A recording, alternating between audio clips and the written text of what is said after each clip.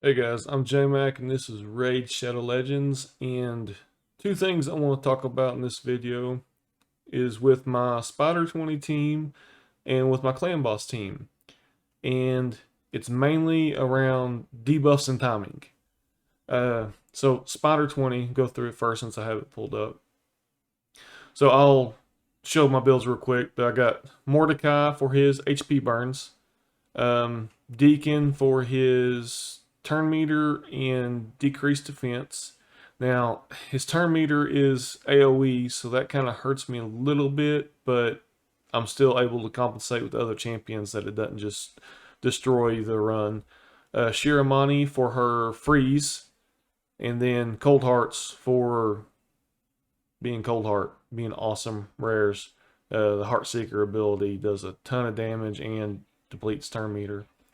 So, real quick, let me see what we got. Now, I will say my champion builds probably aren't anything you necessarily want to copy. I'm still learning the game. I know like Mordecai, I've got him 358 accuracy. That's probably high for what Spider 20 needs to be, but he is a weak affinity against it. And so, just after putting different gear on him, so far this has seemed to work. I could still probably go less and get some other areas a little better because I'd love to get HP higher and stuff like that. But what I've got him is in two perception sets and an accuracy set. I went with a speed on the boots, HP on the chest, and then HP on the gauntlets too. You could probably go several different ways with him. And then I'm not really going to get into every little detail of how I have him built, but I've got him high accuracy. I want him to land his HP burn. And that is his AoE, the Heavenly Flames. Got him fully booked. And one of the things I learned about Spider 20 was the mistake I was making is his A2. I was using it, and so it messes with the turn meter of the spiderlings too. And so you're not getting all those HP burns going off. And so even though I have Deacon in there too, like I said, with his turn meter depletion and then speeding up allies, and then plus his down defense, kind of overcompensates for what he's doing turn meter. And where's Deacon at? All right. So Deacon was his time compression, sweeping retribution, mace contempt. I just have him for speed and turn meter manipulation. I've got him in a couple of perception sets and a speed set. I have my fastest gear on him because I use him in arena. And so for him with the speed as his main stat is got him at 302. Again, for Spider 20, chances are you're not going to be using the setup I have because I know there are a lot of other setups. My problem is the what I'm lacking on gear, and I need to get back in here. And so, kind of using who I have, because I know this dude right here is a spider killing machine. It's just I've got to get him re-geared and get him right to do what he needs to do. He did help me get Spider 21, but I've still got a lot of progress to make. Going down to my Cold Hearts. So Cold Heart 1 and 2, the crit rate where I was messing up was I was getting 100% crit rate on my Cold Hearts. And so with Heartseeker, it adds an extra 30% chance of inflicting a critical hit. So that gives you 30% more crit. So you only have to get her up to 70. And so I ran with just one Cold Heart for a long time, and I finally took the time to level up a second one. So getting that crit around 70 and just putting as much crit damage as you can. Also, HP chest, I believe. No, her got accuracy. I think on my other Cold Heart, let me see real quick. HP chest. So I had the accuracy, wanted to get as high as I could. And so I've got the perception, and in the perception gear, I only had the accuracy chest, which isn't horrible, but definitely for most builds, you probably want her in HP. And then, of course, I got speed on the boots. And both of my Cold Hearts are in reflex. So high accuracy. I'd love to get speed up a lot higher. But main thing is that crit rate and then the crit damage. And so right here, got her, we're just a little above 70 on the crit rate, crit damage, high accuracy. Again, both of them love to get more speed and HP, but for the gear I have and not spending a ton of silver of pulling gear off a bunch of different champions and trying to work stuff, so far this has been working all right for me. And then Shiramani is right there. Now, she's one of my favorite legendaries because I got her very early on in my account. And again, I could probably do a little better gear wise, but main thing is her freeze ability, which is her A3. I do have it fully booked, 4-turn cooldown. If everything goes right, she only needs to hit it once. But 80% chance placing a freeze, books up to 100%, and then fills champion's turn meter 10% for each attacked enemy, which is kind of cool because all those little spiderlings are froze and go off, and it instantly fills her turn meter back up. So for her, accuracy was the biggest thing I was going for. Again, speed, I really don't have as much speed as I would like to on her, but the 2 perception sets and accuracy set, and I just did the relentless for some extra HP and defense. Like I said, I should probably do a better job of putting the stats before sets, but for the stats I had, the sets seemed to work out. And for what I'm doing, it's not 100% win rate on Spider, but it's pretty close. So let me go in here. And I didn't go through masteries and all that because there's so many other videos that show how to build these champions and where you want them at. I just kind of wanted to show where I was at with some of the main stats on them. So the main thing, like I said, where I was messing up is, let me go my team setup. I've got a couple different teams I was using here, I think right there. So Cardiel, I have him doing his thing. Nothing I need to change on him. Mordecai opens with Heavenly Flame and then does not touch his A2. I don't want him decreasing the turn meter on Spiderlings.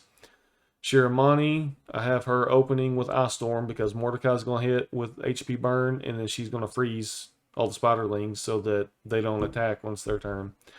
And then my Cold Hearts, something that I changed. I was having both Cold Hearts open with Heartseeker. So the problem is my Cold Hearts go really close to each other or they're back to back. And so Heartseeker depletes turn meter, and then a little bit of turn meter got put on the Spider and another Heartseeker went. And that is kind of pointless. I mean, it does a lot of damage. But what I did with my second Cold Heart is... Oh, that is not the right build I had. Oh, because that's my Cardiel one I was using. Cardiel works too in that, but Deacon seemed to work a little better. So I was used to using Cardiel for a long time. So let me go back in here. Okay, Mordecai was the same. Deacon started out time compression, sweeping retribution. Shiramani was the same I was talking about. Okay, so here's where I changed up my Cold Hearts from the other team you saw a second ago. Cold Heart 1 opens with Heartseeker, and don't use her A2 because I've got both of them in reflex gear, and there'll be a chance that the Heartseeker can come back off of a cooldown. And then on my second Cold Heart, open with Flurry of Arrows, and then she goes into the Heartseeker. So that way you have Heartseeker, you know, a full round of attacks, let that Spider build up some more turn meter, and then hit again with Heartseeker to kind of have more of an effect. So that was my Spider 3. We're good there. And like I said, there's been several fights I've done and I think only 2 wipes, but we'll see how we do here. I'd like to get geared up a little better, a little faster, I think stronger hits on my Cold Heart for sure would help. And then that way I get up to 100% win rate. But you can see I got the accuracy really, really high on Mordecai and Shiramani because I'm going against the Spirit Affinity Spider. And so getting the accuracy up high against a stronger affinity is what I had to do to get a lot of the debuffs to land the way I wanted them to. So Mordecai is on this setup. Mordecai usually dies,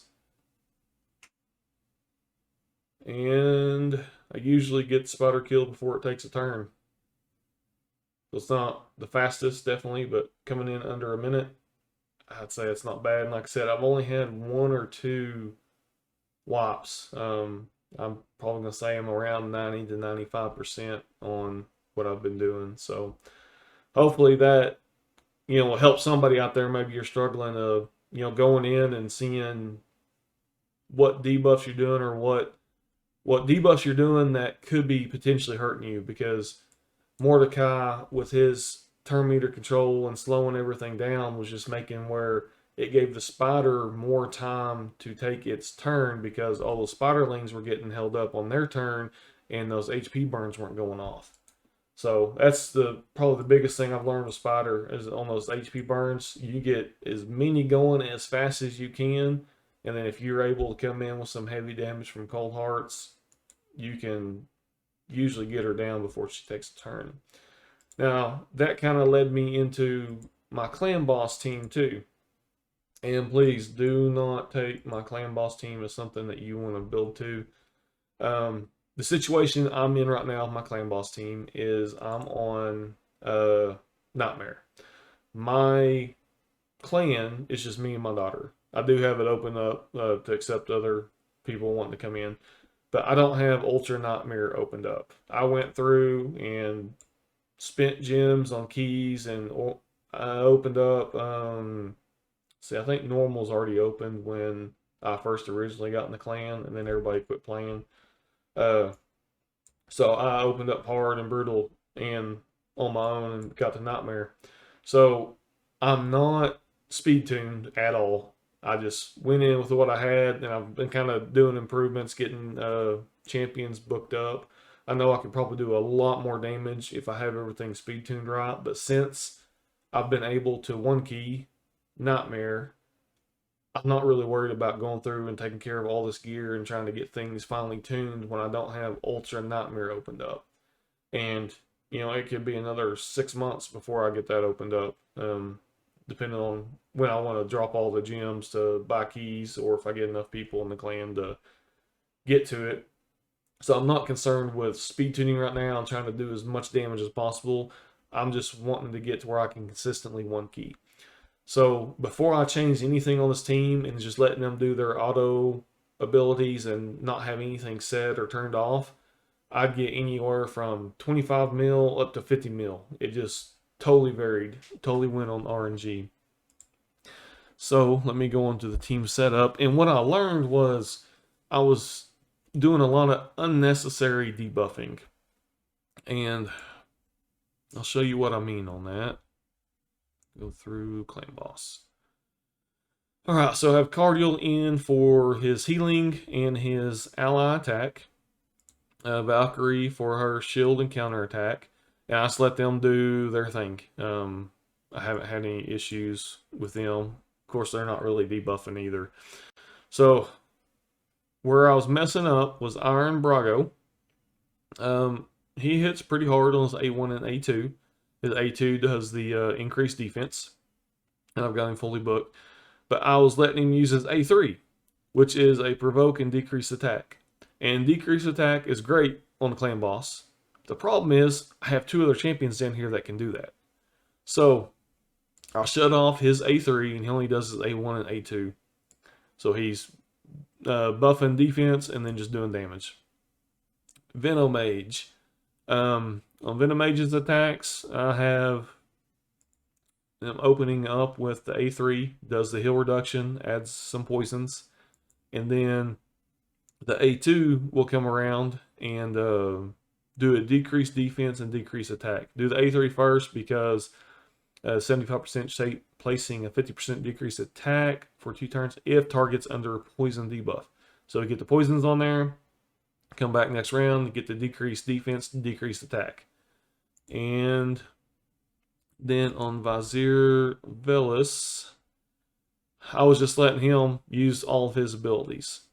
That was one of my issues. So the debuff spread, there's only one target, so that does absolutely nothing on Clan Boss. Perfect Veil is a great buff, but once I get into the fight where he dies, the Perfect Veil isn't going to make a difference on whether he lives or dies. And the Master of Misery, his A2, does a block buff, which Clan Boss doesn't buff himself, so that's useless. Does a heal reduction. Well, Venomage already has a heal reduction debuff, and then a decreased attack. And again, Venomage already has that decreased attack. So him getting his buff to lands isn't necessary for what I'm doing because I can get those debuffs from Venomage. Where I want him doing is his A1, which has a 35% chance increase in duration of all debuffs by 1 turn.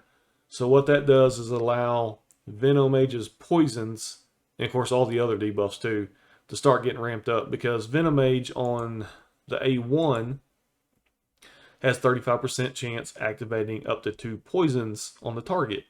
So, excuse me.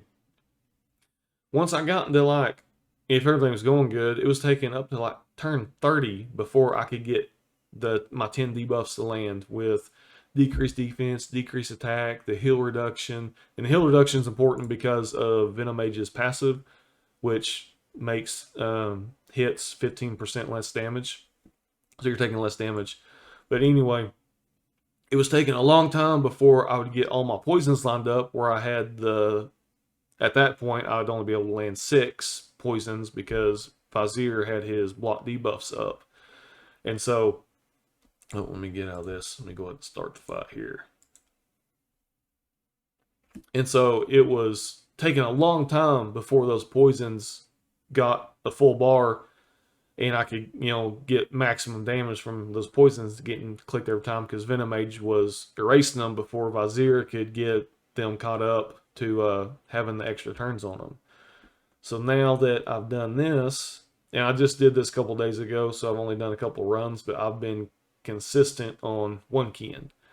And so now I've done that, I don't need to mess with my Clan Boss team if I can 1 key, and that's as high as I can go. So you can see right there, the 2 poisons had went away because Venomage hit them with A1 and burst them. But now I should be able to get just 3 debuffs, the heal reduction, decreased defense, decreased attack, and then have 7 poisons going here before too long.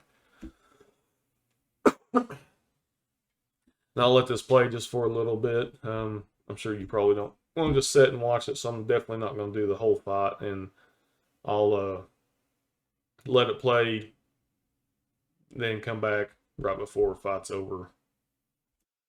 Alright, so hit turn 15. I've got my 7 poisons up. And again, I'm not showing this team to show, an amazing Clan Boss team or my amazing Spider team. They work for what I want them to do.